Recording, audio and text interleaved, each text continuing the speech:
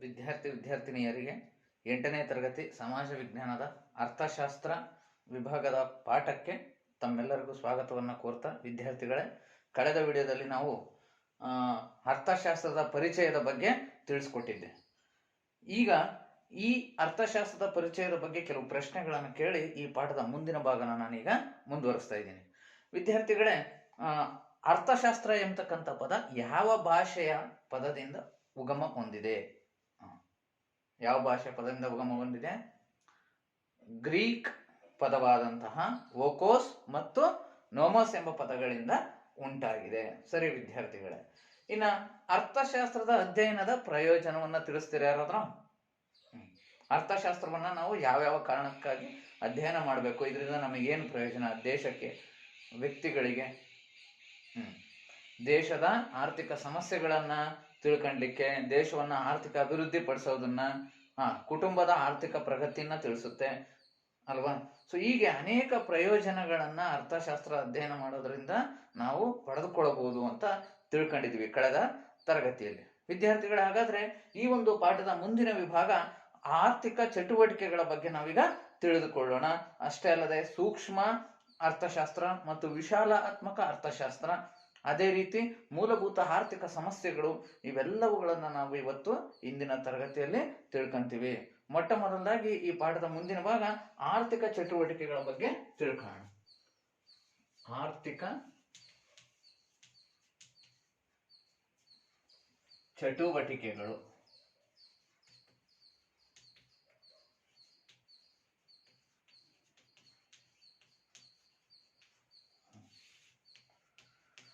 Heading ಬರ್ಕೋಬೇಕಾಗುತ್ತೆ ವಿದ್ಯಾರ್ಥಿಗಳೇ. ಈ ಪಾಠವನ್ನ ಆರಂಭದಲ್ಲಿ ಈ ಏನು ಪ್ರಮುಖ ಅಂಶಗಳನ್ನ ನಾನು ನಿಮಗೆ ತಿಳಿಸ್ತೀನಿ, ಅವನು ಬರ್ಕೋಬೇಕಾಗುತ್ತೆ. ಆರ್ಥಿಕ ಚಟುವಟಿಕೆಗಳು ಯಾವ್ಯಾವು? ಈಗಾಗಲೇ ಹೇಳಿದ್ವಿ, ಮಾನವನ ಬಯಕೆಗಳು ಅಪರಿಮಿತವಾಗಿವೆ. ಆ ಬಯಕೆಗಳನ್ನ ಈಡೇರಿಸ್ಕೊಳ್ಳಿಕ್ಕೆ ಸಂಪನ್ಮೂಲಗಳು ಬೇಕು, ಅಂದ್ರೆ ಹಣ ಬೇಕು. ಈ ಸಂಪನ್ಮೂಲವನ್ನ ಗಳಿಸ್ಲಿಕ್ಕೆ, ಹಣವನ್ನ ಗಳಿಸ್ಲಿಕ್ಕೆ ಮಾನವ ಅನೇಕ ಚಟುವಟಿಕೆಗಳನ್ನ ಮಾಡಬೇಕಾಗುತ್ತದೆ. ಅಂತಹ ಚಟುವಟಿಕೆಗಳೇ ಆರ್ಥಿಕ ಚಟುವಟಿಕೆಗಳು. ಆರ್ಥಿಕ ಚಟುವಟಿಕೆಗಳು ಅಂದ್ರೆ ಗೊತ್ತಿದೆ ನಿಮಗೆ ಈಗಾಗಲೇ. ಸೊ ಆರ್ಥಿಕ ಚಟುವಟಿಕೆಗಳ ಅಂದ್ರೆ ಮಾನವ ತನ್ನ ಬಯಕೆಗಳನ್ನ ಈಡೇರಿಸಿಕೊಳ್ಳಲು ಹಣವನ್ನ ವೆಚ್ಚ ಮಾಡಬೇಕಾಗುತ್ತದೆ. ಆ ಹಣವನ್ನ ಗಳಿಸ್ತಾನಲ್ಲ, ವೆಚ್ಚ ಮಾಡ್ತಕ್ಕಂಥ ಹಣವನ್ನ ಗಳಿಸ್ಬೇಕಾದ್ರೆ ಶ್ರಮವಹಿಸಿ ಅನೇಕ ರೀತಿಯ ಕೆಲಸಗಳನ್ನ ಅವನು ಮಾಡಬೇಕಾಗುತ್ತದೆ. ಅಂತ ಎಲ್ಲ ಕೆಲಸಗಳನ್ನ, ಚಟುವಟಿಕೆಗಳನ್ನ ನಾವೇನಂತ ಕರಿತೀವಿ? ಆರ್ಥಿಕ ಚಟುವಟಿಕೆಗಳು. ಸರಿ ವಿದ್ಯಾರ್ಥಿಗಳೇ, ಮೊದಲಿಗೆ ಆರ್ಥಿಕ ಚಟುವಟಿಕೆಗಳು ಅಂದ್ರೆ ಏನಂತ ಒಂದು ವಾಕ್ಯನ ಬರ್ಕೊಡ್ರಿ. ಮಾನವ ಅಥವಾ ವ್ಯಕ್ತಿ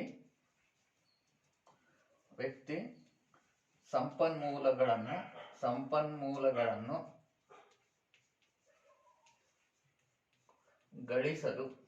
ಗಳಿಸಲು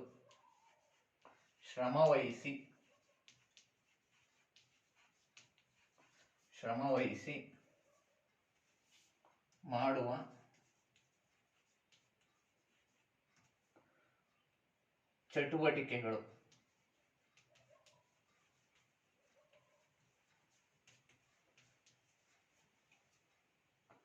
ಚಟುವಟಿಕೆಗಳೇ ಆರ್ಥಿಕ ಚಟುವಟಿಕೆಗಳು.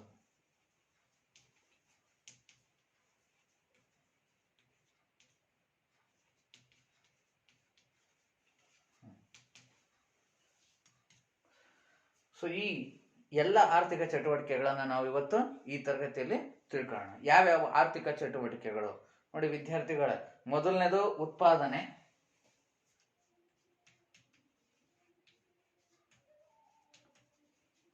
ಅದೇ ರೀತಿಯಾಗಿ ಎರಡನೇದು ಅನುಭೋಗ,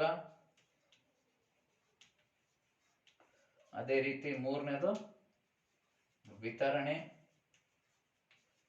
ಅದೇ ರೀತಿ ನಾಲ್ಕನೇದು ಹಂಚಿಕೆ.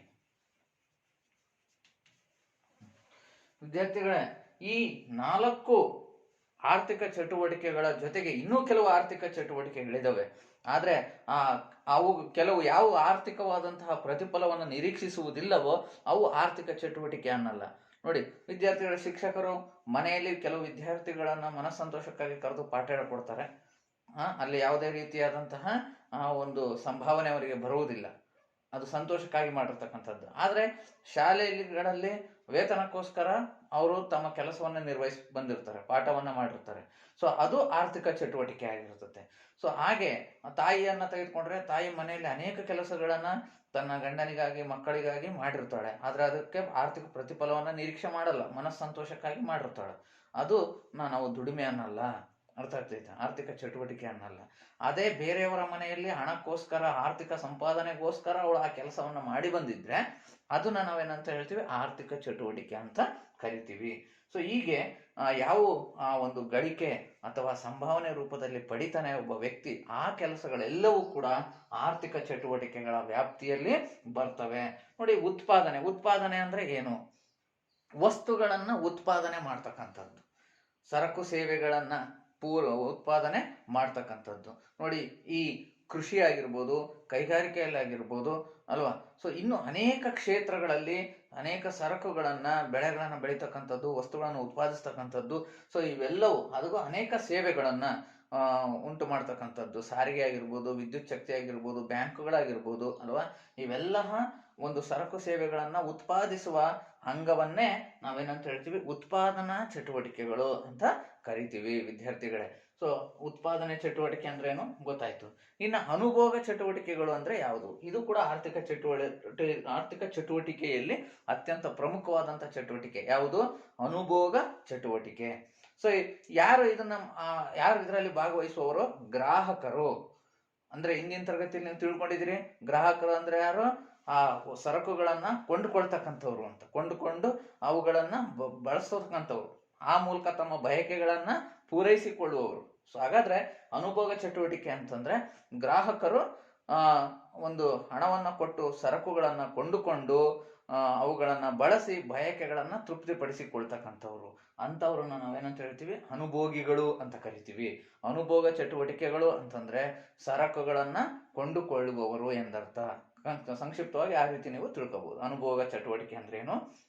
ಸರಕು ಸೇವೆಗಳನ್ನ ಕೊಂಡು ಬಳಸಿ ತಮ್ಮ ಬಯಕೆಗಳನ್ನ ಈಡೇರಿಸಿಕೊಳ್ಳುವವರನ್ನ ಏನಂತ ಕರಿತೀವಿ? ಅನುಭೋಗ ಚಟುವಟಿಕೆಗಳು, ಅನುಭೋಗಿಗಳು ಅಂತನೂ ಕೂಡ ಕರಿತೀವಿ. ಇನ್ನ ವಿತರಣೆ ಅಂತಂದ್ರೆ, ವಿತರಣೆ ಆರ್ಥಿಕ ಚಟುವಟಿಕೆ ಅಂತಂದ್ರೆ ಗೊತ್ತಿದೆ ನಿಮಗೆ, ಮಾರುಕಟ್ಟೆ ವ್ಯವಸ್ಥೆ. ಅಂದ್ರೆ ಈ ಉತ್ಪಾದನೆಯಾದಂತಹ ಸರಕುಗಳು ನೇರವಾಗಿ ಅನುಭೋಗಿಗಳ ಕೈ ಸೇರುವುದಿಲ್ಲ, ಅವುಗಳಲ್ಲಿ ಮಧ್ಯಸ್ಥಿಕೆ ಅಂದ್ರೆ ವಿತರಕರು, ಅಂದ್ರೆ ನಾವು ಈಗಾಗಲೇ ತಿಳ್ಕೊಂಡಿದೀವಿ, ಉತ್ಪಾದಕರಿಂದ ಅನುಭೋಗಿಗಳಿಗೆ ತಲುಪಿಸುವವರು. ಉತ್ಪಾದಕರಿಂದ ಯಾರಿಗೆ ತಲುಪಿಸ್ತಾರೆ? ಅನುಭೋಗಿಗಳಿಗೆ ತಲುಪಿಸ್ತಕ್ಕಂಥವ್ರು ಯಾರು? ವಿತರಕರು. ಅವರು ಈ ಒಂದು ಮಾರುಕಟ್ಟೆಗಳು ಮತ್ತೆ ಉಗ್ರಾಣ, ಸಂಗ್ರಹಣೆ, ದಾಸ್ತಾನು ಮಾಡ್ತಕ್ಕಂಥದ್ದು, ಈ ಎಲ್ಲ ಕೆಲಸ ಕಾರ್ಯಗಳು, ಎಲ್ಲ ಚಟುವಟಿಕೆಗಳು ಯಾವ್ದ್ರಲ್ಲಿ ಬರ್ತದೆ? ವಿತರಣೆ ವಿಭಾಗದಲ್ಲಿ ಬರ್ತವೆ, ವಿತರಣೆ ಚಟುವಟಿಕೆಯಲ್ಲಿ. ಆ ಉತ್ಪಾದಕರಿಂದ ಸರಕು ಸೇವೆಗಳನ್ನ ಸಂಗ್ರಹಿಸ್ತಕ್ಕಂಥದ್ದು, ಅನುಭೋಗಿಗಳಿಗೆ ದೊರಕಿಸ್ಕೊಡ್ತಕ್ಕಂಥದ್ದು ಯಾರು? ವಿತರಕರು. ಹಾಗಾಗಿ ಆ ವಿತರಣೆ ಭಾಗದಲ್ಲಿ ಈ ಎಲ್ಲ ಆರ್ಥಿಕ ಚಟುವಟಿಕೆಗಳು ಬರ್ತವೆ. ಅದೇ ರೀತಿ ಆರ್ಥಿಕ ಚಟುವಟಿಕೆಯ ಮತ್ತೊಂದು ವಿಭಾಗ ಹಂಚಿಕೆ. ಹಂಚಿಕೆ ಅಂತಂದ್ರೆ ಉತ್ಪಾದನೆಯಲ್ಲಿ ಅನೇಕ ಅಂಗಗಳು ತೊಡಗಿರ್ತವೆ. ಒಂದು ವಸ್ತುವಿನ ಉತ್ಪಾದನೆಯಲ್ಲಿ, ಸರಕು ಸೇವೆಗಳ ಉತ್ಪಾದನೆಯಲ್ಲಿ 4 ಪ್ರಮುಖ ಉತ್ಪಾದನಾಂಗಗಳನ್ನ ಗುರುತಿಸಲಾಗಿದೆ. ಅವ್ಯಾವ್ಯಾವ 4 ಉತ್ಪಾದನಾಂಗಗಳು ನೋಡಿ ವಿದ್ಯಾರ್ಥಿಗಳೇ. ಸೊ ಈ ಉತ್ಪಾದನಾಂಗಗಳಿಗೆ ತಾವು ಮಾಡಿದ ಕೆಲಸಕ್ಕಾಗಿ ಹಣವನ್ನ ಕೊಡ್ತಕ್ಕಂಥದ್ದು, ಪ್ರತಿಫಲವನ್ನ ಕೊಡ್ತಕ್ಕಂಥದ್ದು. ನೋಡಿ, ಈ ಹಂಚಿಕೆ ಅಂತಂದ್ರೆ ಏನಪ್ಪಾ ಅಂತಂದ್ರೆ, ಉತ್ಪಾದನೆಯಲ್ಲಿ 4 ಅಂಗಗಳು ಭಾಗವಹಿಸಿವೆ. ಸೊ ಭೂಮಿ, ಶ್ರಮ, ಬಂಡವಾಳ, ಸಂಘಟನೆ ಅಂತ ಆ 4 ಉತ್ಪಾದನಾಂಗಗಳಿಗೆ ಪ್ರತಿಫಲವಾಗಿ ಒಟ್ಟು ಉತ್ಪಾದನೆ ಮಾಡಿ ಸರಕುಗಳನ್ನ ಮಾರಾಟ ಮಾಡಿ ಹಣವನ್ನ ಏನ್ ಗಳಿಸುತ್ತೆ ಆ ಸಂಸ್ಥೆ, ಗಳಿಸಿದ ಮೇಲೆ ಆ ಉತ್ಪಾದನಾಂಗಗಳ ನಡುವೆ ಸಮಾನವಾಗಿ ಹಂಚಿಕೆ ಮಾಡ್ತದೆ. ಅದನ್ನ ನಾವು ಹಂಚಿಕಾ ಆರ್ಥಿಕ ಚಟುವಟಿಕೆಗಳು ಅಂತ ಕರಿತೀವಿ. ಹಾಗಾದ್ರೆ ಹಂಚಿಕೆ ಅಂದ್ರೆ ಯಾರಿಗೆ ಈ ಉತ್ಪಾದನೆ ಆದಾಯವನ್ನ ಹಂಚಬೇಕು? ಉತ್ಪಾದನೆಯಲ್ಲಿ ತೊಡಗಿಸಿದ 4 ಅಂಗಗಳಿಗೆ. ಆ 4 ಅಂಗಗಳು ಯಾವ್ಯಾವು ಹಾಗಾದ್ರೆ ನೋಡೋಣ ವಿದ್ಯಾರ್ಥಿಗಳ. ಹಂಚಿಕೆಯಲ್ಲಿ ತೊಡಗಿರ್ತಕ್ಕಂಥವು, ಒಂದನೇದು ಭೂಮಿ, ಬರ್ಕೋಬೇಕಾಗುತ್ತೆ ಬೇಕಾದ್ರೆ. ಉತ್ಪಾದನಾ ಅಂಗಗಳು ಅಂತ ರೀಡಿಂಗ್, ಉತ್ಪಾದನಾ ಅಂಗಗಳು.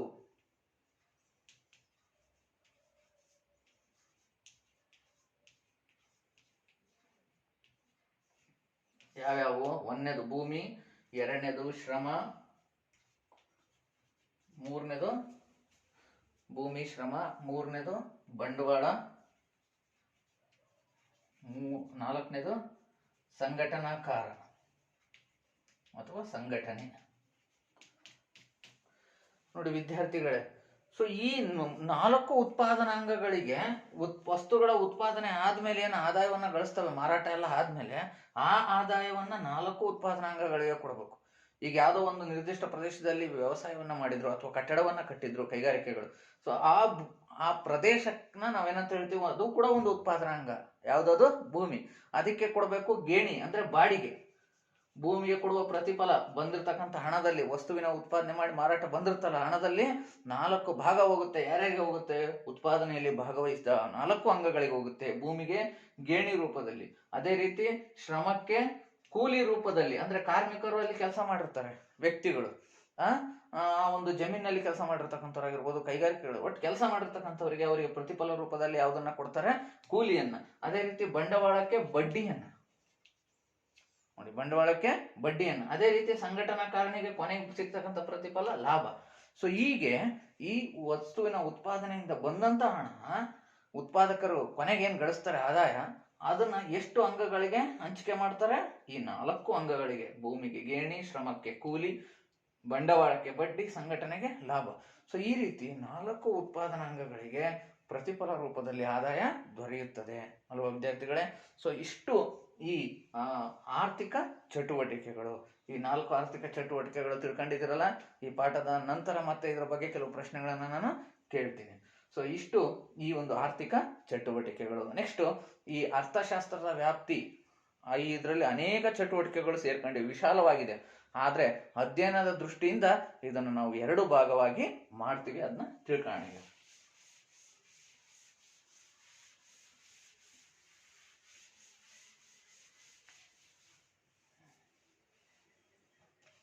ಯಾವ್ದಾದ್ರು 2 ವಿಭಾಗ? ಒಂದು ಸೂಕ್ಷ್ಮ ಅರ್ಥಶಾಸ್ತ್ರ, ಮತ್ತೊಂದು ವಿಶಾಲಾತ್ಮಕ ಅರ್ಥಶಾಸ್ತ್ರ. ಸರಿ ವಿದ್ಯಾರ್ಥಿಗಳು, ಈಗ ಅರ್ಥಶಾಸ್ತ್ರದ 2 ವಿಭಾಗಗಳು.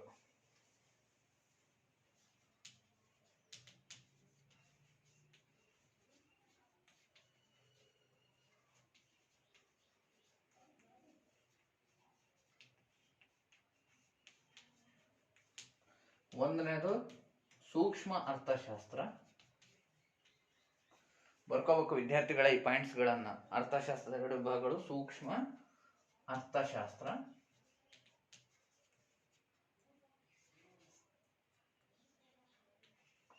ಸೂಕ್ಷ್ಮ ಅರ್ಥಶಾಸ್ತ್ರ.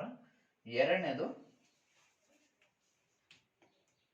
ವಿಶಾಲ ಅರ್ಥಶಾಸ್ತ್ರ, ವಿಶಾಲಾತ್ಮಕ ಅರ್ಥಶಾಸ್ತ್ರ.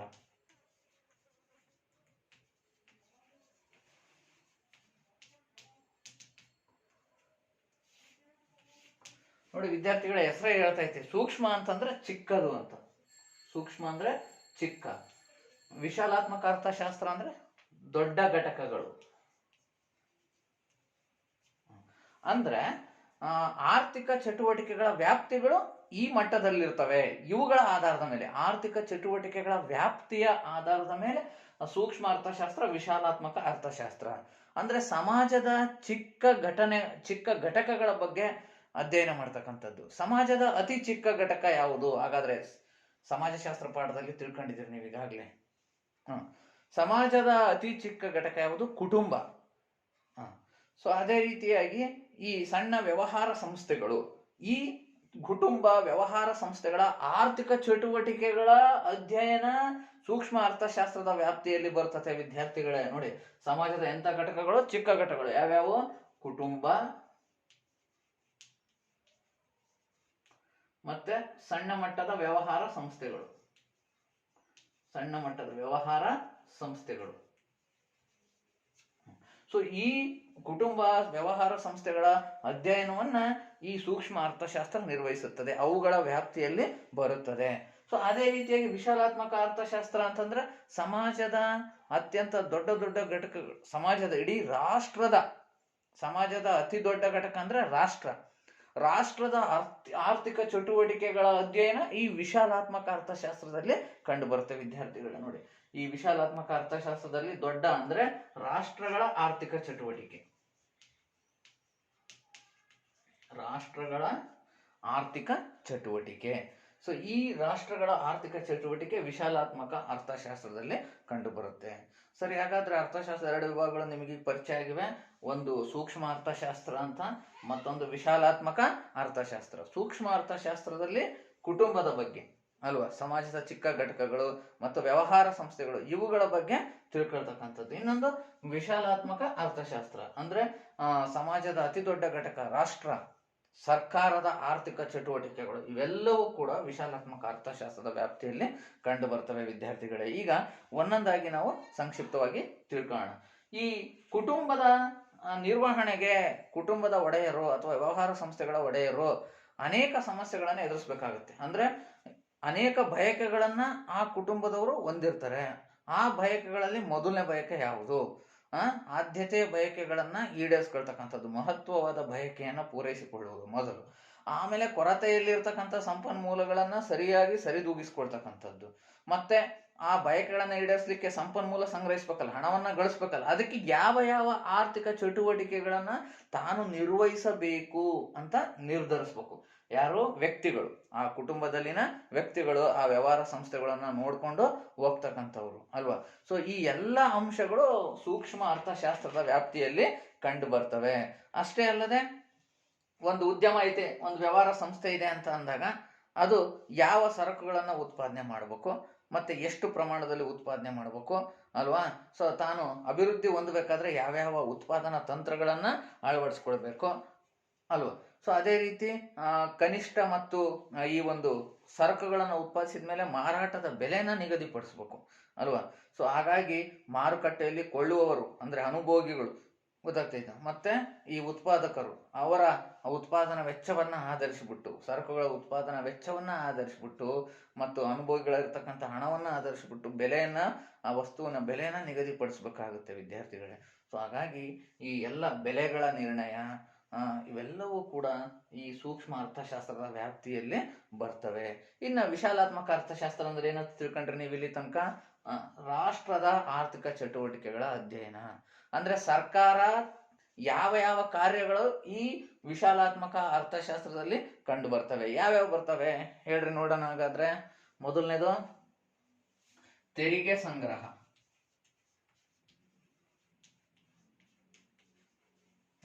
ತೆರಿಗೆಗಳನ್ನ ಸಂಗ್ರಹ. ತೆರಿಗೆ ಅಂದ್ರೆ ಪ್ರಜೆಗಳು ಯಾವುದೇ ಪ್ರತಿಫಲಾಪೇಕ್ಷೆ ಇಲ್ಲದೆ ಸರ್ಕಾರಕ್ಕೆ ಕೊಡುವ ವಂತಿಗೆ, ಯಾವುದೇ ಪ್ರತಿಫಲವನ್ನು ನಿರೀಕ್ಷೆ ಮಾಡದೆ ಸರ್ಕಾರಕ್ಕೆ ಕೊಡುವ ಕಡ್ಡಾಯ ವಂತಿಗೆಯನ್ನ ತೆರಿಗೆ ಅಂತ ಕರಿತೀವಿ. ಇಂಥ ತೆರಿಗೆಯನ್ನ ಸರ್ಕಾರ, ಒಂದು ದೇಶದ ಸರ್ಕಾರ ಪ್ರಜೆಗಳಿಂದ ಪಡೆಯುತ್ತದೆ. ಯಾಕಪ್ಪ ಅಂದ್ರೆ ತನ್ನ ಆದಾಯವನ್ನ ಹೆಚ್ಚಿಸಿಕೊಳ್ಳುವುದಕ್ಕೋಸ್ಕರ. ಸೊ ಈ ಒಂದು ತೆರಿಗೆ ಸಂಗ್ರಹ ಚಟುವಟಿಕೆನೂ ಕೂಡ ವಿಶಾಲಾತ್ಮಕ ಅರ್ಥಶಾಸ್ತ್ರದ ವ್ಯಾಪ್ತಿಯಲ್ಲಿ ಕಂಡು ಬರುತ್ತದೆ. ಮತ್ತಿನ್ನ ಈ ತೆರಿಗೆ ಸಂಗ್ರಹಿಸಿದ ಮೇಲೆ ಹಣವನ್ನ ಯಾರಿಗೆ ಖರ್ಚು ಮಾಡಬೇಕು? ದೇಶದ ರಕ್ಷಣೆಗೆ, ಆಂತರಿಕ ರಕ್ಷಣೆ, ಬಾಹ್ಯ ರಕ್ಷಣೆಗೆ. ಆ ಒಂದು ವಿಚಾರಗಳು ಕೂಡ ವಿಶಾಲಾತ್ಮಕ ಅರ್ಥಶಾಸ್ತ್ರದಲ್ಲಿ ಬರ್ತವೆ. ದೇಶದ ಆಂತರಿಕ ಮತ್ತು ಬಾಹ್ಯ ರಕ್ಷಣೆ, ಆಂತರಿಕ ಮತ್ತು ಬಾಹ್ಯ ರಕ್ಷಣೆ, ಆಂತರಿಕ ಮತ್ತು ಬಾಹ್ಯ ರಕ್ಷಣೆ.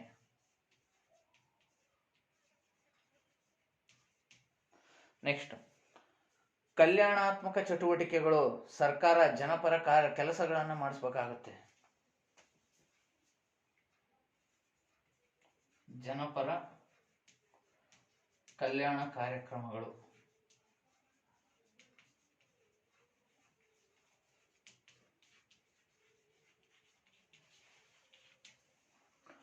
ಕೆಲವು ಮೂಲಭೂತ ಸೌಕರ್ಯಗಳನ್ನು ಒದಗಿಸ್ಕೊಡ್ತಕ್ಕಂಥದ್ದು.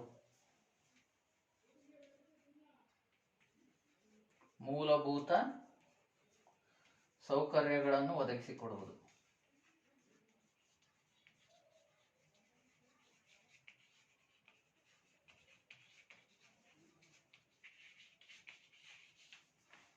ಮೂಲಭೂತ ಸೌಕರ್ಯಗಳನ್ನು ಒದಗಿಸಿಕೊಡುವುದು.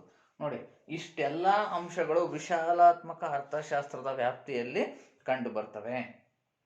ಸರಿ ವಿದ್ಯಾರ್ಥಿಗಳೇ, ಈಗಾಗಲೇ ನಾವು ಸೂಕ್ಷ್ಮ ಅರ್ಥಶಾಸ್ತ್ರ ಅಂದ್ರೇನು, ವಿಶಾಲಾತ್ಮಕ ಅರ್ಥಶಾಸ್ತ್ರ ಅಂದ್ರೇನು ತಿಳ್ಕೊಂಡಿದೀವಿ ಅಲ್ವಾ. ನೋಡಿ, ಒಬ್ಬ ವ್ಯಕ್ತಿ ತಾನು ಏನು ಸರಕುಗಳನ್ನ ಕೊಂಡ್ಕೊಳ್ತಾನೆ ಅದಕ್ಕೆ ಮಾಡತಕ್ಕಂಥ ವೆಚ್ಚವನ್ನ ಅನುಭೋಗಿ ವೆಚ್ಚ ಅಂತೀವಿ. ಅಲ್ಲದೆ ಆ ವ್ಯಕ್ತಿ ಗಳಿಸ್ತಕ್ಕಂಥ ಆದಾಯ ತಲಾದಾಯ ಆಗಿರ್ತತೆ. ಆ ಎಲ್ಲ ವ್ಯಕ್ತಿಗಳು ಗಳಿಸ್ತಕ್ಕಂಥ ಆದಾಯವೇ ಒಂದು ದೇಶದ ಒಟ್ಟು ರಾಷ್ಟ್ರೀಯ ಆದಾಯವಾಗಿರುತ್ತದೆ. ಹಾಗಾದ್ರೆ ರಾಷ್ಟ್ರೀಯ ಆದಾಯ ಎಂಬತಕ್ಕಂತಹ ಕಲ್ಪನೆ ನೋಡ್ರಿ ವಿದ್ಯಾರ್ಥಿಗಳೇ, ರಾಷ್ಟ್ರೀಯ ಆದಾಯ ಎಂಬತಕ್ಕಂತಹ ಕಲ್ಪನೆ ಯಾವುದರ ವ್ಯಾಪ್ತಿಯಲ್ಲಿ ಬರುತ್ತೆ? ಹಾಗಾದ್ರೆ ವಿಶಾಲಾತ್ಮಕ ಅರ್ಥಶಾಸ್ತ್ರನೋ ಏನು ಸೂಕ್ಷ್ಮ ಅರ್ಥಶಾಸ್ತ್ರನೋ? ಇಡೀ ಎಲ್ಲಾ ದೇಶದ ಎಲ್ಲಾ ಪ್ರಜೆಗಳ ಅಂದಾಗ ಅದು ವಿಶಾಲಾತ್ಮಕ ಅರ್ಥಶಾಸ್ತ್ರದ ವ್ಯಾಪ್ತಿಯಲ್ಲಿ ಬರುತ್ತೆ. ಯಾವ ಕಾನ್ಸೆಪ್ಟ್, ಯಾವ ಪರಿಕಲ್ಪನೆ?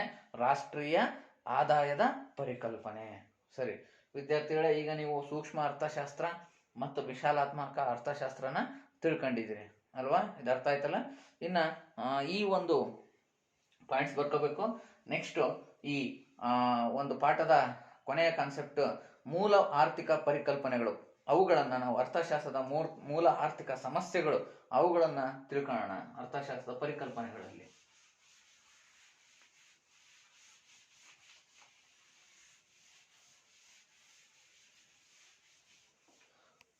ಹೆಡ್ಡಿಂಗ್ ಬರ್ಕೊಡ್ರಿ ವಿದ್ಯಾರ್ಥಿಗಳೇ, ಮೂಲ ಆರ್ಥಿಕ ಸಮಸ್ಯೆಗಳು.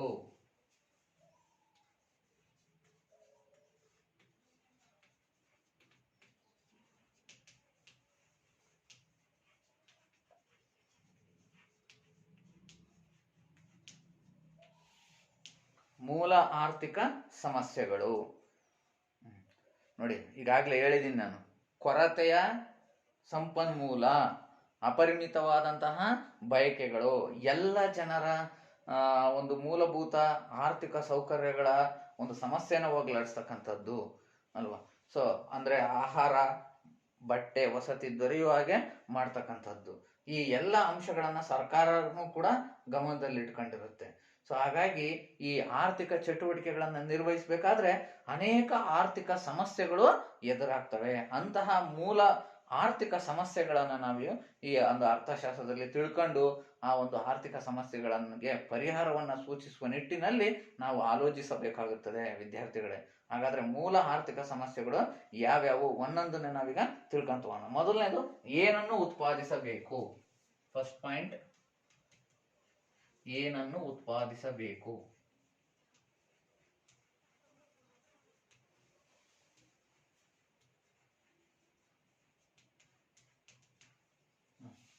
ಏನನ್ನು ಉತ್ಪಾದಿಸಬೇಕು ಅಂದ್ರೆ ಈಗಾಗಲೇ ತಿಳಿಸಿರುವಂತೆ ಒಬ್ಬ ವ್ಯಕ್ತಿ ಒಂದು ಆರ್ಥಿಕ ಚಟುವಟಿಕೆಯಲ್ಲಿ ತೊಡಗ್ತಾನೆ. ಅದೇ ದೇಶ ಆರ್ಥಿಕ ಚಟುವಟಿಕೆಯಲ್ಲಿ ತೊಡಗಿದಾಗ ಸರಕು ಸೇವೆಗಳನ್ನು ಉತ್ಪಾದಿಸಬೇಕಾದ್ರೆ ಮತ್ತೆ ಆ ಸರಕು ಸೇವೆಗಳನ್ನು ಉತ್ಪಾದಿಸ ಯಾವ ವಿಭಾಗಕ್ಕೆ ಹೆಚ್ಚು ಪ್ರೋತ್ಸಾಹವನ್ನ ಕೊಡಬೇಕು ಅಂದ್ರೆ ಒಂದು ದೇಶ ಶಸ್ತ್ರಾಸ್ತ್ರಗಳ ಉತ್ಪಾದನೆಗೆ ಹೆಚ್ಚು ಹಣವನ್ನು ಖರ್ಚು ಮಾಡಬೇಕು, ಅಥವಾ ಹೆಚ್ಚು ಶಸ್ತ್ರಾಸ್ತ್ರಗಳನ್ನು ಉತ್ಪಾದಿಸಬೇಕು, ಅಥವಾ ಕೃಷಿಗೆ ಅಗತ್ಯವಾಗಿರ್ತಕ್ಕಂತಹ ಸೌಕರ್ಯಗಳ ಉತ್ಪಾದನೆ ಕಡೆ ಗಮನ ಹರಿಸಬೇಕು, ಕೈಗಾರಿಕಾ ವಸ್ತುಗಳ ಉತ್ಪಾದನೆಯ ಕಡೆಗೆ ಗಮನ ಹರಿಸಬೇಕು. ಸೊ ಹೀಗೆ ನಾನಾ ರೀತಿಯ ಸಮಸ್ಯೆಗಳು ದೇಶಕ್ಕೆ ಕಾಡ್ತವೆ. ಉದಾಹರಣೆಗೆ ನೋಡಿ, ಪ್ರಜೆಗಳಿಗೆ ಕೆಲವು ಮೂಲಭೂತ ಸೌಕರ್ಯಗಳು ಬೇಕು, ಅವುಗಳನ್ನು ಉತ್ಪಾದಿಸಬೇಕು. ಹಾಗಾಗಿ ಏನನ್ನು ಉತ್ಪಾದಿಸಬೇಕು ಅನ್ನುವುದು ಒಂದು ಪ್ರಮುಖವಾದಂತಹ ಆರ್ಥಿಕ ಸಮಸ್ಯೆಯಾಗಿದೆ. ನೋಡಿ, ದೇಶವನ್ನ ರಕ್ಷಣೆ ಮಾಡ್ಲಿಕ್ಕೆ ಶಸ್ತ್ರಾಸ್ತ್ರಗಳು ಬೇಕು, ಮತ್ತೆ ಆ ದೇಶದ ಜನರ ಮುಖ್ಯ ಉದ್ಯೋಗ ಕೃಷಿ. ನಮ್ಮ ದೇಶದ ಜನರ ಮುಖ್ಯ ಉದ್ಯೋಗ ಯಾವುದು? ಕೃಷಿ. ಹಾಗಾಗಿ ಕೃಷಿ ಸರಕುಗಳು ನಾವು ಜನರಿಗೆ ಆಹಾರ ಸೌಕರ್ಯಗಳು ಬೇಕು ಅಂದ್ರೆ ಕೃಷಿ ಉತ್ಪಾದನೆ ಹೆಚ್ಚಾಗಬೇಕು.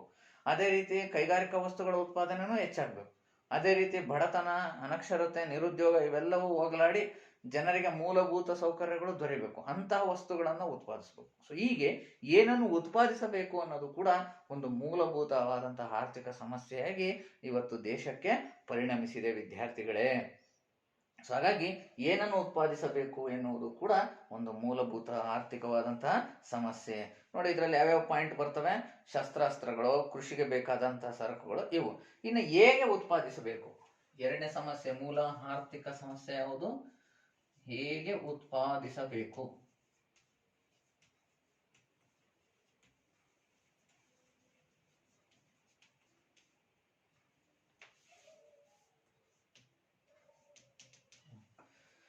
ಅಂದ್ರೆ ಉತ್ಪಾದನೆಯಲ್ಲಿ ಯಾವ ತಂತ್ರಗಳನ್ನ ಅಳವಡಿಸಿಕೊಳ್ಳಬೇಕು ಅಂದ್ರೆ ಆಧುನಿಕ ತಂತ್ರಜ್ಞಾನವನ್ನ ಉತ್ಪಾದನೆಯಲ್ಲಿ ಬಳಸಿಕೊಂಡು ಆ ಸರಕುಗಳನ್ನ ಉತ್ಪಾದಿಸಬೇಕು. ಹಾಗೆ ಕಡಿಮೆ ವೆಚ್ಚದ ತಂತ್ರಗಳನ್ನ ಬಳಸಿಕೊಂಡು ಸರಕುಗಳನ್ನ ಉತ್ಪಾದಿಸಬೇಕು. ಹಾಗೆ ಉತ್ಪಾದನಾ ಚಟುವಟಿಕೆ ಮಾಡಬೇಕಾದ್ರೆ ನಿರುದ್ಯೋಗ ಉಂಟಾಗುತ್ತೋ ಇಲ್ವೋ, ಆ ನಿರುದ್ಯೋಗವನ್ನ ಕಡಿಮೆ ಮಾಡೋದು ಹೇಗೆ, ಇಂಥ ಎಲ್ಲ ಆಲೋಚನೆಗಳನ್ನ ಇಟ್ಕೊಂಡು ಹೇಗೆ ಉತ್ಪಾದಿಸಬೇಕು, ಉತ್ಪಾದನಾ ವಿಧಾನ ಯಾವ್ಯಾವ ಕ್ರಮಗಳನ್ನ ಅನುಸರಿಸಬೇಕು ಅನ್ನೋದು ಕೂಡ ಒಂದು ಆರ್ಥಿಕ ಸಮಸ್ಯೆಯಾಗಿ ಮಾರ್ಪಟ್ಟಿದೆ ಇವತ್ತು. ಇವುಗಳನ್ನು ಕೂಡ ತಿಳ್ಕೊಬಹುದು ನಾವು. ಈ ಒಂದು ಆರ್ಥಿಕ ಸಮಸ್ಯೆ ಇದೆ, ಈ ಆರ್ಥಿಕ ಸಮಸ್ಯೆಗೆ ಹೇಗೆ ಪರಿಹಾರವನ್ನು ಹುಡುಕಬೇಕು ಅನ್ನೋದು. ಸೊ ಹೇಗೆ ಉತ್ಪಾದಿಸಬೇಕು ಅಂದ್ರೆ ಉತ್ಪಾದನೆಯಲ್ಲಿ ಯಾವ ತಂತ್ರಜ್ಞಾನವನ್ನ ಬಳಸಬೇಕು, ಅಳವಡಿಸ್ಬೇಕೋ ಬೇಡವೋ, ಸುಧಾರಿತ ತಂತ್ರಜ್ಞಾನ. ಓಕೆ, ಸೊ ಸುಧಾರಿತ ತಂತ್ರಜ್ಞಾನದ ಬಳಕೆ, ಸುಧಾರಿತ ತಂತ್ರಜ್ಞಾನ ಬಳಸಬೇಕೋ ಬಳಸಬಾರ್ದು ಅಂತ. ಸುಧಾರಿತ ತಂತ್ರಜ್ಞಾನ ಬಳಕೆ. ಓಕೆ, ಇನ್ನ ಇದಾದ್ಮೇಲೆ ಯಾರಿಗಾಗಿ ಉತ್ಪಾದಿಸಬೇಕು, ಮೂರನೇ ಸಮಸ್ಯೆ.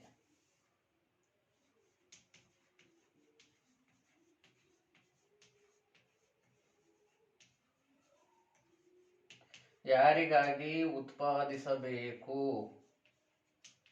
ಯಾರಿಗಾಗಿ ಉತ್ಪಾದಿಸಬೇಕು ಅಂದ್ರೆ ಒಂದು ದೇಶದ ಸರ್ಕಾರ ಯಾವ ಸರಕುಗಳನ್ನ ಯಾರಿಗಾಗಿ ಉತ್ಪಾದಿಸಬೇಕು ಅಂದ್ರೆ ಆ ದೇಶದಲ್ಲಿ ನೋಡುತ್ತೆ.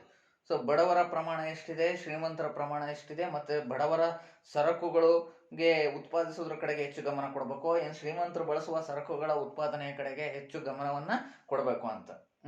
ಈಗ ಉದಾಹರಣೆಗೆ ನಮ್ಮ ದೇಶದಲ್ಲಿ ತೆಗೆದುಕೊಂಡ್ರೆ ಬಡತನದ ಪ್ರಮಾಣ ಇದೆ. ಸೊ ಹಾಗಾಗಿ ಎಲ್ಲರಿಗೂ ಮೂಲಭೂತ ಸೌಕರ್ಯಗಳು ಬೇಕು.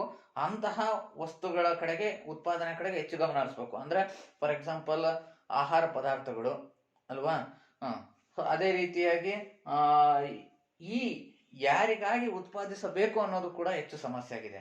ಆರ್ಥಿಕ ಪ್ರಗತಿ ಆಗ್ಬೇಕು ಅಂದ್ರೆ ಎಲ್ಲ ರೀತಿಯ ಸರಕುಗಳ ಉತ್ಪಾದನೆ ಹೆಚ್ಚಿನ ಪ್ರಮಾಣದಲ್ಲಿ ಆಗಬೇಕು. ಹಾಗಾಗಿ ಸೊ ಯಾರಿಗಾಗಿ ಉತ್ಪಾದಿಸಬೇಕು, ಉತ್ಪಾದಿಸಿದ್ದನ್ನ ಹೇಗೆ ಹಂಚಿಕೆ ಮಾಡಬೇಕು, ಹೀಗೆ ಇನ್ನು ಅನೇಕವಾದಂತಹ ಆರ್ಥಿಕ ಸಮಸ್ಯೆಗಳು ಇವತ್ತು ಮೂಲ ಆರ್ಥಿಕ ಸಮಸ್ಯೆಗಳಾಗಿ ಕಾಡ್ತಾ ಇದ್ದಾವೆ. ಈ ಎಲ್ಲ ಆರ್ಥಿಕ ಸಮಸ್ಯೆಗಳ ಬಗ್ಗೆ ಒಂದು ಜಾಗೃತಿಯನ್ನ ಇಟ್ಕೊಂಡು ಅವುಗಳನ್ನ ಪರಿಹರಿಸ್ತಕ್ಕಂಥ ಕೆಲಸವನ್ನ ಅನೇಕ ಅರ್ಥಶಾಸ್ತ್ರಜ್ಞರು ಕೂಡ ನಿರ್ವಹಿಸಿದ್ದಾರೆ. ಅನೇಕ ತಮ್ಮ ಸಿದ್ಧಾಂತಗಳನ್ನ ಅದರ ಬಗ್ಗೆನೆ ತಿಳಿಸ್ಕೊಟ್ಟಿದ್ದಾರೆ. ಅವೆಲ್ಲವುಗಳನ್ನು ನಾವು ಮುಂದೆ ಅಧ್ಯಯನ ಮಾಡ್ಬೋದು ವಿದ್ಯಾರ್ಥಿಗಳೇ.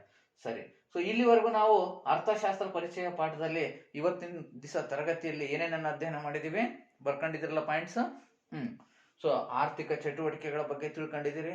ಮತ್ತೆ ಅರ್ಥಶಾಸ್ತ್ರದ 2 ವಿಭಾಗಗಳು, ಸೂಕ್ಷ್ಮ ಅರ್ಥಶಾಸ್ತ್ರ, ವಿಶಾಲಾತ್ಮಕ ಅರ್ಥಶಾಸ್ತ್ರ, ಅದೇ ರೀತಿ ಮೂಲ ಆರ್ಥಿಕ ಸಮಸ್ಯೆಗಳ ಬಗ್ಗೆ ತಿಳ್ಕೊಂಡಿದ್ದೀರಿ ವಿದ್ಯಾರ್ಥಿಗಳೇ. ಈಗ ನಾನು ನಿಮಗೆ ಕೆಲವು ಪ್ರಶ್ನೆಗಳನ್ನ ಕೇಳ್ತೀನಿ. ಆ ಪ್ರಶ್ನೆಗಳಿಗೆ ಒಂದು ಉತ್ತರವನ್ನ ನೀಡಬೇಕು. ಹೇಳ್ತಿರೋ ಉತ್ತರ? ಓಕೆ. ಮೊದಲನೇ ಪ್ರಶ್ನೆ, ರಾಜು ಎಂಬತಕ್ಕಂತಹ ಮಗು ಅಂಗಡಿಗೆ ಹೋಗ್ಬಿಟ್ಟು ಹಣವನ್ನ ಕೊಟ್ಟು ಚಾಕ್ಲೇಟ್ ಅನ್ನ ತಂದು ತಿನ್ನುತ್ತೆ. ಚಾಕ್ಲೇಟ್ ಅನ್ನ, ಇದು ಯಾವ ಚಟುವಟಿಕೆಗೆ ಉದಾಹರಣೆಯಾಗಿದೆ? 4 ಆಪ್ಷನ್ಸ್ ಅನ್ನ ಆಯ್ಕೆಯನ್ನ ನಾನು ನಿಮಗೆ ಕೊಡ್ತೀನಿ ವಿದ್ಯಾರ್ಥಿಗಳೇ. 1ನೇದು ಉತ್ಪಾದನಾ ಚಟುವಟಿಕೆ, 2ನೇದು ಅನುಭೋಗ ಚಟುವಟಿಕೆ, 3ನೇದು ವಿನಿಮಯ ಚಟುವಟಿಕೆ, 4ನೇದು ವಿತರಣೆಯ ಚಟುವಟಿಕೆ. ಯಾವ ಚಟುವಟಿಕೆಗೆ ಸೇರುತ್ತದೆ ವಿದ್ಯಾರ್ಥಿಗಳೇ? ಅನುಭೋಗದ ಚಟುವಟಿಕೆ. ಸರಿ ಉತ್ತರ. ರಾಜು ಚಾಕ್ಲೇಟ್ ಅನ್ನ ತಂದು ಅದನ್ನ ತಿಂತಕ್ಕಂಥದ್ದು ಯಾವ ಚಟುವಟಿಕೆಗೆ ಉದಾಹರಣೆ? ಅನುಭೋಗದ ಚಟುವಟಿಕೆ. Very good. ಇನ್ನ ಮುಂದಿನ ಪ್ರಶ್ನೆಗೆ ಹೋಗೋಣ. ಆರ್ಥಿಕ ಚಟುವಟಿಕೆಗಳನ್ನ ತಿಳಿಸಿ. ಆರ್ಥಿಕ ಚಟುವಟಿಕೆಗಳನ್ನ ತಿಳಿಸಿ. ಯಾವ್ಯಾವ ಹೇಳ್ತೀರಾ? ಆರ್ಥಿಕ ಚಟುವಟಿಕೆಗಳು ಎಷ್ಟಿದಾವೆ ಅಂತ ಹೇಳಿದೀನಿ ನಾನು? 4 ಆರ್ಥಿಕ ಚಟುವಟಿಕೆಗಳು. ಯಾವ್ಯಾವುದವು? ಉತ್ಪಾದನೆ, ಅನುಭೋಗ, ವಿನಿಮಯ, ಅದೇ ರೀತಿ ಹಂಚಿಕೆ. ಉತ್ಪಾದನಾ ಅಂಗಗಳಿಗೆ ಕೊಡುವ ಪ್ರತಿಫಲ ಹಂಚಿಕೆ ಅಂದ್ರೆ ಉತ್ಪಾದನೆಯಲ್ಲಿ ತೊಡಗಿದ್ದಕ್ಕಾಗಿ. ಸರಿ, ಸೊ ಇಲ್ಲಿವರೆಗೂ ಈ ಪ್ರಶ್ನೆಗಳಿಗೆ ಉತ್ತರವನ್ನು ನೀಡಿದ್ದಕ್ಕೆ ಧನ್ಯವಾದಗಳು ನಿಮಗೆ. ಇನ್ನು ನೆಕ್ಸ್ಟ್ ಈ ಒಂದು ಪಾಠದ ಬಗ್ಗೆ ಕೆಲವು ಪ್ರಶ್ನೆಗಳನ್ನ ನಾನು ಹೋಮ್ವರ್ಕ್ ರೂಪದಲ್ಲಿ ಕೊಡ್ತೀನಿ. ಅವನ್ನ ಬರ್ಕೊಂಡು ನಿಮ್ಮ ಶಿಕ್ಷಕರಿಗೆ ತೋರಿಸ್ಬೇಕಾಗತ್ತೆ. ಬರ್ಕೊಡ್ರಿ. ಗೃಹ ಕಾರ್ಯ.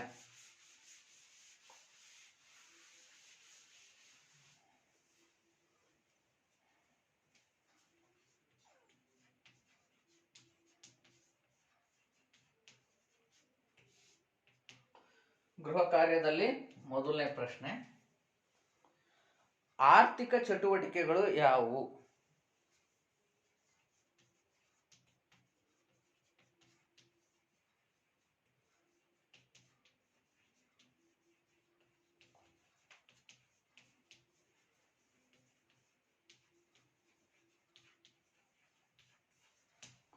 ಬರ್ಕೊಡ್ರಿ. ಮೊದಲನೇ ಪ್ರಶ್ನೆ ಆರ್ಥಿಕ ಚಟುವಟಿಕೆಗಳು ಯಾವುವು. ಇನ್ನು ಎರಡನೇ ಪ್ರಶ್ನೆ,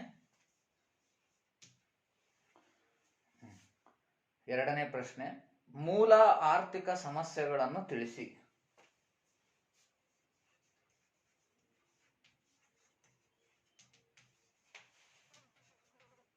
ಮೂಲ ಆರ್ಥಿಕ ಸಮಸ್ಯೆಗಳನ್ನು ತಿಳಿಸಿ.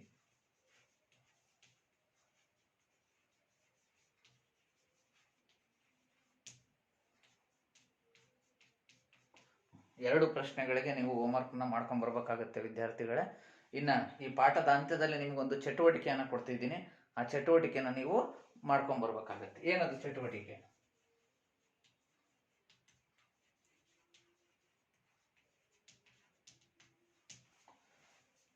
ಬರ್ಕೊಡ್ರಿ. ಚಟುವಟಿಕೆ ಏನಪ್ಪಾ ಅಂತಂದ್ರ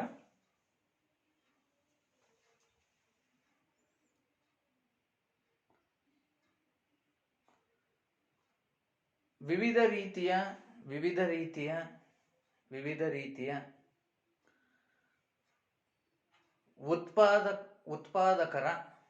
ರೀತಿಯ ಉತ್ಪಾದಕರ ಕೆಲಸಗಳನ್ನು ಪಟ್ಟಿ ಮಾಡಿ. ವಿವಿಧ ರೀತಿಯ ಉತ್ಪಾದಕರ ಕೆಲಸಗಳನ್ನು ಪಟ್ಟಿ ಮಾಡಿ ಅಂದ್ರೆ ಸರಕು ಸೇವೆಗಳನ್ನು ಉತ್ಪಾದಿಸೋರೆಲ್ಲರೂ ಕೂಡ ಉತ್ಪಾದಕರ ವಿಭಾಗಕ್ಕೆ ಬರ್ತಾರೆ. ಅಂತ ಉತ್ಪಾದಕರನ್ನ ಪಟ್ಟಿಯನ್ನು ನೀವು ಮಾಡಬೇಕು. ಉದಾಹರಣೆಗೆ ಕೃಷಿಕರು, ಕೈಗಾರಿಕೆಯಲ್ಲಿ ಕೆಲಸ ಮಾಡೋ ಕಾರ್ಮಿಕರು, ಕೆಲವು ಕುಶಲಕರ್ಮಿಗಳು, ಚಾಪೆ ಹೆಣೆಯುವವರು, ಸೊ ಇಂಥವ್ರ ಹೆಸರನ್ನೆಲ್ಲ ನೀವು ಪಟ್ಟಿ ಮಾಡಬೇಕಾಗುತ್ತೆ. ಅದರಲ್ಲಿ ಇದು ಈ ಒಂದು ಚಟುವಟಿಕೆ ವ್ಯಾಪ್ತಿಯಲ್ಲಿ ಈ ಹೆಸರುಗಳೆಲ್ಲವೂ ಬರ್ತವೆ. ಈ ಒಂದು ಚಟುವಟಿಕೆಯನ್ನು ಮಾಡಿ ಅದೇ ರೀತಿ ಅಭ್ಯಾಸ ಪ್ರಶ್ನೆಗಳಿಗೆಲ್ಲವಕ್ಕೂ ಉತ್ತರವನ್ನು ಬರೀರಿ ವಿದ್ಯಾರ್ಥಿಗಳೇ ಅಂತ ಹೇಳ್ತಾ ಈ ಒಂದು ಪಾಠನ ನಾನು ಇಲ್ಲಿಗೆ ಮುಗಿಸ್ತಾ ಇದ್ದೀನಿ. ಧನ್ಯವಾದಗಳು.